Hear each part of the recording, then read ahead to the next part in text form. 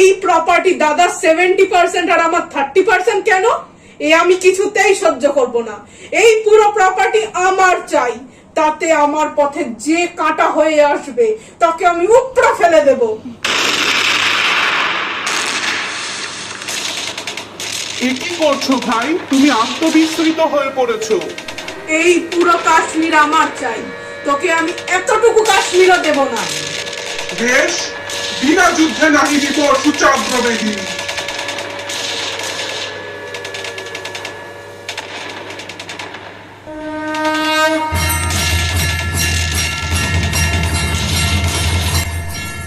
মা, তোমায় এভাবে কে মেরেছে? তোমার এই অবস্থা কে করলো? এই যে আমার দুই সন্তান।